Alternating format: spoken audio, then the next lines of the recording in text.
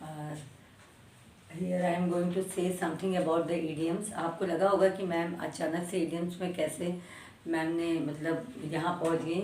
कुछ स्टूडेंट्स ने ये कमेंट किया था मुझे कि मैम प्लीज़ हमें ईडियम्स के बारे में कुछ इम्पॉर्टेंट टिप्स दे दीजिए। सो मैं यहाँ पे आपको ईडियम्स के बारे में कुछ चीज़ें बता रही हूँ जिससे कि आपको ये क्लियर हो जाएगा कि what is idioms.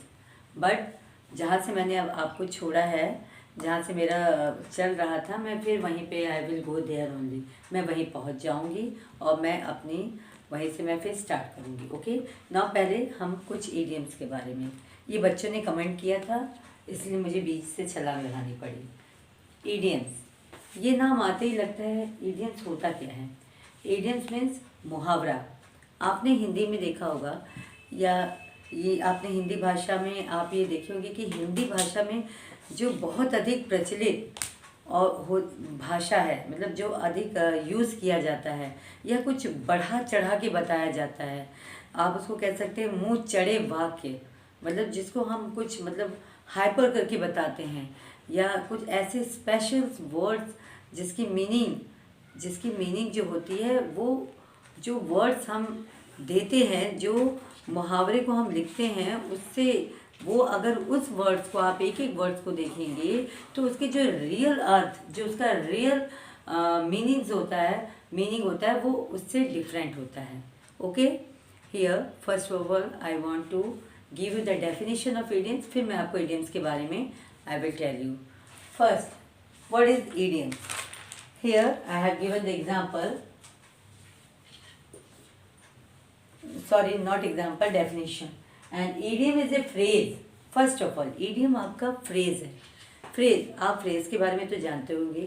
Phrase means which gives a sense but not a complete sense is called phrase. Okay, यह हम एक बार फिर से रिकॉल करें, पर सेंटेंस क्या था आपका? Which give you a complete sense. तो यह फर्स्ट लाइन में बोल रहा है कि an idiom is a phrase. आपका जो इडियम है वो फ्रेज है।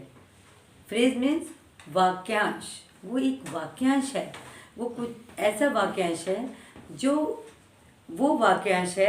जो आपको उसके बारे में कुछ मीनिंग, कुछ चीज़ स्पष्ट होती है लेकिन वो पूर्णतः स्पष्ट नहीं हो पाती है। वो एट द एंड वो आपको एकदम क्लियर नहीं हो पाता है कि उसका मतलब आपको कुछ सेंस तो मिलता है कि नहीं इसका मतलब ये हो सकता है। जब अगर स्टार्टिंग में आपको कोई भी एक इडियम्स दिया जाए तो आप ये समझ सकते हैं, या मुहावरा दिया जाए कि अच्छा इसका अर्थ शायद ये हो सकता है, लेकिन आप पूरी तरह से क्लियरिफाई नहीं हो पाते हैं। ओके, तो वो आपका फ्रेज होता है। तो ये यहाँ पे क्लियर आपको डेफिनेशन में बोल रहा है कि an idiom is a phrase or expression typically present a figurative non-literal meaning attached to the phrase, but some phrases become figurative idioms while retaining the literal meaning of the phrase, categorized as formalic language. Okay, यहाँ पे full stop हम कर दे रहे हैं। अब आपको लगा कि मैम ने क्या बोला। ये इडियम जो है वो आपका फ्रेज है, या आप इसको जैसे आमतौर पे जो एक्सप्रेशन देते हैं, present figurative and non literal. Figurative means जो अलंकारिक, जो आप उसको सजावट करके जो मुहावरों को, इडियम्स को आप रखते हो। Okay, figurative non literal. अब नॉन लिटरल का यहाँ मीनिंग क्या है? Non literal meaning, here I have given the meaning. Non literal meaning is when the meaning of the word or phrase takes on a special meaning.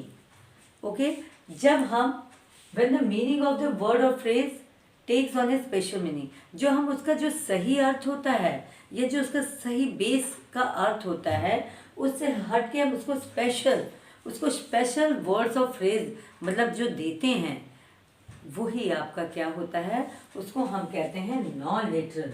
तो यहाँ वो बता रहे हैं कि वो एक फ्रेज की तरह या एक्सप्रेस करता है आमतौर पे कैसा, फिगरेटिव, अलंकारिक। जैसे किसी वर्ड्स को आप सजा वजा, मीनिंग उसकी कुछ और है लेकिन उसी मीनिंग से कनेक्ट, मतलब उसको हम सजा वजा के उसको वाक्यांश को, उस फ्रेज को हम दे रहे हैं।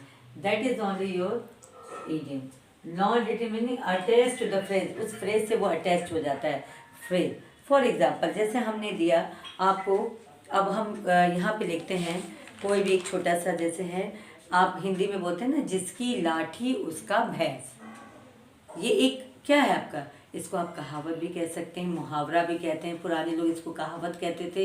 Here I am giving you the all the things in Hindi also, because जब तक आप हिंदी, बहुत बच्चे ने मुझे कमेंट किया था कि मैम आप उसको हिंदी में भी एक्सप्लेन किया कीजिए, क्योंकि जब आप हिंदी में एक्सप्लेन करेंगे तो we will understand it very properly, okay. But there are many students who understand all the thing in English. So I am giving the definition. I am also explaining this all thing in your English also. लेकिन मुझे हिंदी भी देना यहाँ ज़रूरी है, क्योंकि बहुत सारे स्टूडेंट्स ने ऐसा कहा। तो यहाँ पे ये बोल रहा है कि आप जो आपकी यहाँ पे फिगरेटिव यानी जो अलंकारिक, जो आप सजा वजा के जो वर्ड आप मुहावरा या लोकोक्तियाँ या कहावत में यूज़ करते हैं, अब जिसकी लाठी उसका भैंस, ये आपने अलंकृत किया है। मतलब कितना अच्छा लग रहा है सुनने में भी कि जिसकी लाठी उसका बहन, जबकि इसका यूज ही मतलब एकदम राइट मीनिंग इसकी क्या है, इसकी राइट मीनिंग क्या है, जिसकी लाठी मतलब जिसके पास जो मतलब कि आपके जैसे है ना कि जो इनर्जेटिक है, यानी जो मजबूत है, सब कुछ उसी का है।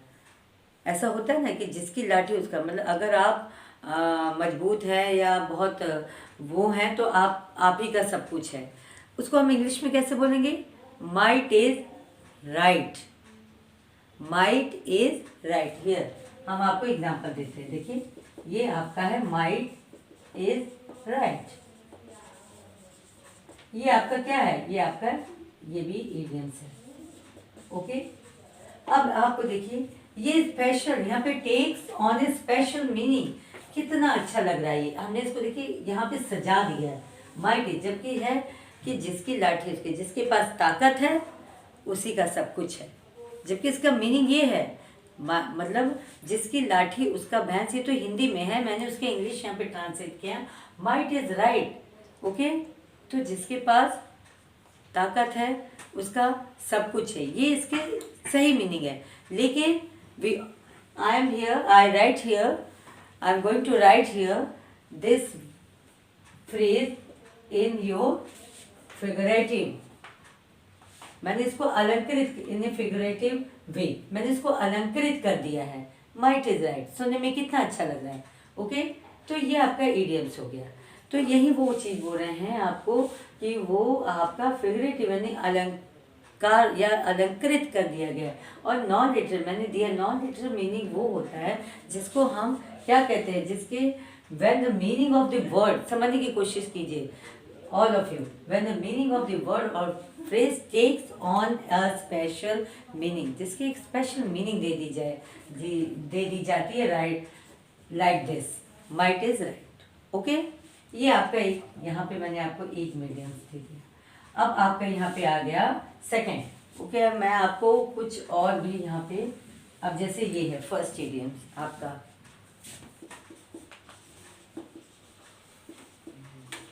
First might is right, full stop, ये आपका हो गया। अब आपने ये देखा, अब देखिए दूसरा आपका definition for English student here, an idioms figurative meaning is different from the literal meaning. आपका जो फिगरेटिव मीनिंग होता है वो डिफरेंट होता है आपके जो लिटरल मीनिंग होता है, जो आपके आमतौर की भाषा में जो आप यूज़ करते हैं वो उससे डिफरेंट रहता है फिगरेटिव मीनिंग उसकी। जैसे मैंने अभी आपको बताया था, सेकंड एग्जांपल हम ले देते हैं, अधजल गगरी छलकत जाए, हिंदी ये आपकी कहावत है, अधजल गगरी छलकत जाए, ओके। इसको इसकी मीनिंग क्या होगी, इसकी जबकि यूजुअल असली मीनिंग ये होती है, जिसके पास कम ज्ञान होता है वो दिखावा करने के लिए क्या करता है, वो ज़्यादा बोलता है। जिसके पास कम ज्ञान, अधजल गगरी छलकत जाए, जिसके पास कम ज्ञान होता है वो दिखावा करने के लिए कुछ ज़्यादा बोलता है।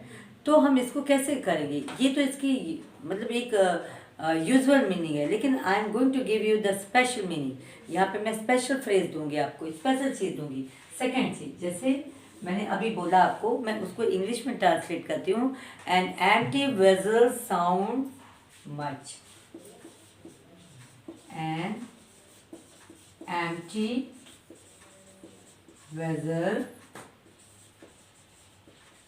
साउंड, ये आप समझिए, यही मैं बोल रही हूँ कि ऑन स्पेशल मीनिंग आपको दी, मतलब एक स्पेशल वर्ड में, स्पेशल फ्रेज में आपको दी है sounds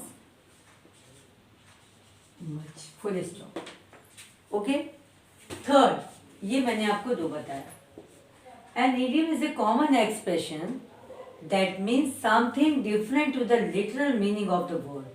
N idiom is a common expression, ये आपका common expression that means something different to the literal meaning of the word. जो मैंने चीज़ आपको अभी बताई एकदम राइट उसी की तरह।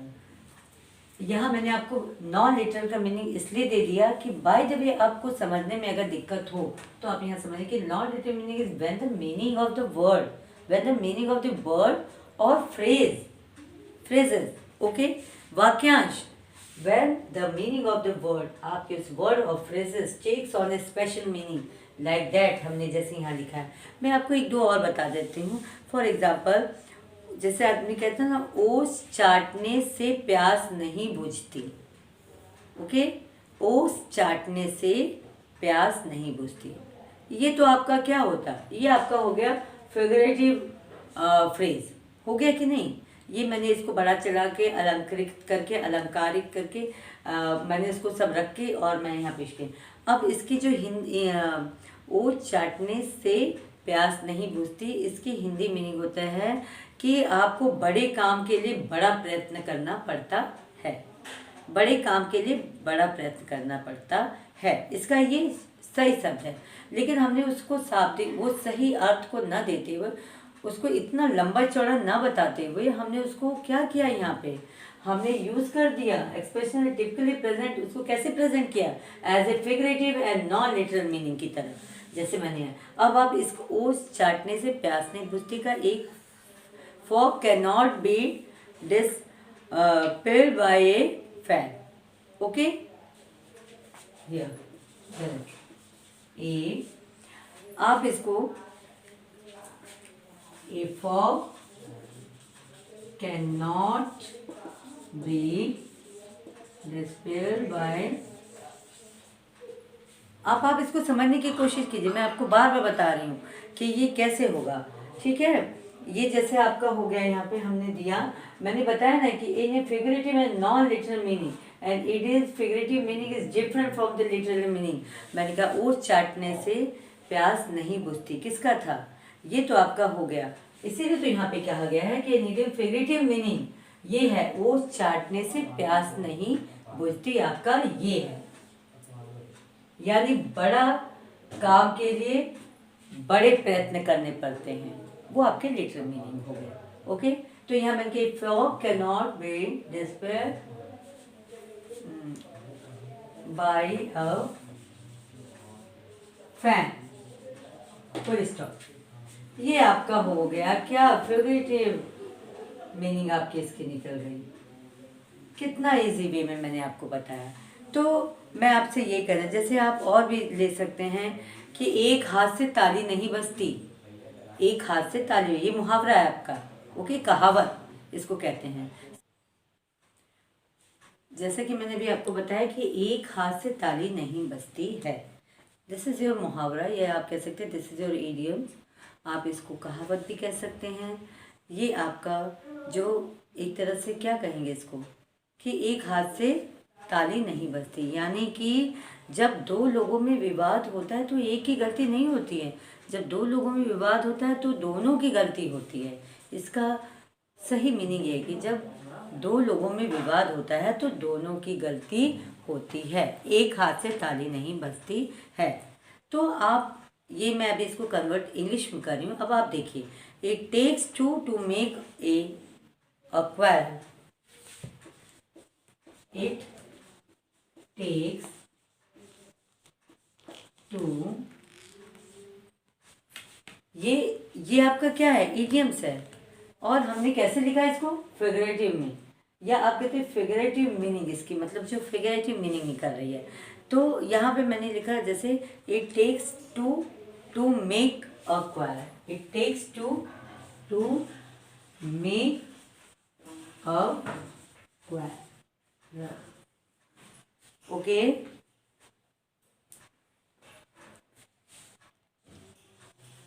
Full stop. यहाँ मैंने आपको कुछ इडियम्स लिखे और बताया। माइट इज राइट, क्या हुआ? जिसकी लाठी उसका भैंस। An empty vessel sounds much, अधजल गगरी छलकट जाए।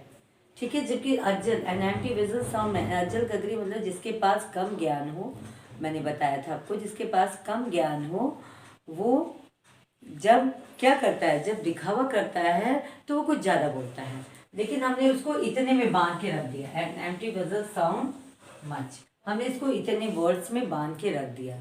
ठीक है, हमने उसको क्या किया, figurative and non literal meaning attach to the phrase कर दिया इसको।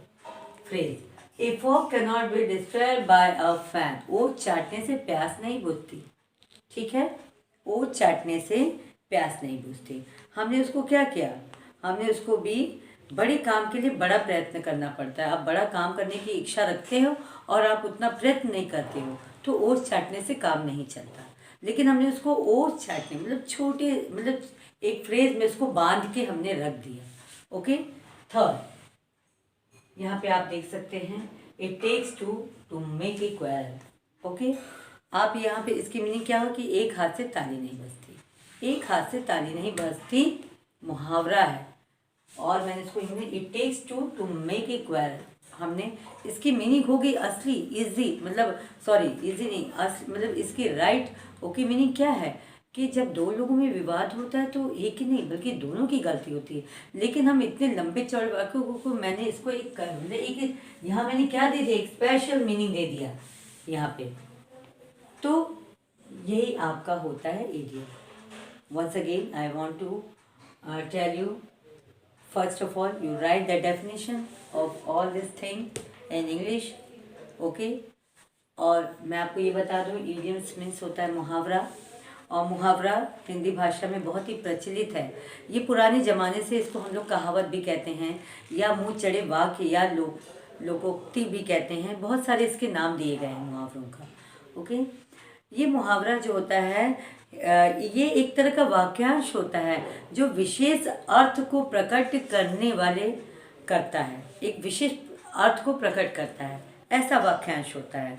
और आपको एक और बता दूं कि ये जो इडियम्स होते हैं, this is not a full A complete sentence because it does not give a complete sense, it give a sense but not a complete sense, so it is a phrase. Okay, फिर एक बार मैं English और हिंदी, फिर मैं हिंदी बताती। ऐसा वाक्यांश है ये जो सामान्य अर्थ का बोध न करा के, जो सामान्य अर्थ, जो उसका असली अर्थ है, जो मैंने आपको बताया, जो सामान्य अर्थ का बोध न कराकर किसी विलक्षण अर्थ की प्रतीति कराए, दैट इज ओनली द मुहावरा और idiom. Hindi English both I am speaking here. Okay, अब आप समझे, मुझे लगता है कि आप इडियम्स को अच्छे से समझ गए होंगे। जो मैंने आपको डेफिनेशन दिया है, very very very it is very easy. जब आप इसको पढ़ेंगे and you try to understand, then you know all the things about the idioms. And idiom is a common expression, आप इसको कह सकते हैं, ये इडियम एक common expression that means something different to the literal meaning of the word, something different to the literal meaning of the अर्थ। So once again at the end I want to say a idiom is a common expression that means something different to the literal meaning of the words here, and that is only your idiom. ये तो कुछ बच्चों की बच्चों ने मुझे comment किया था, ma'am please give something about idioms, मैंने दे दिया था। Now I will start from there only, जहाँ से मैं रुकी थी। Okay, in the next video I will give you that all things. Thank you.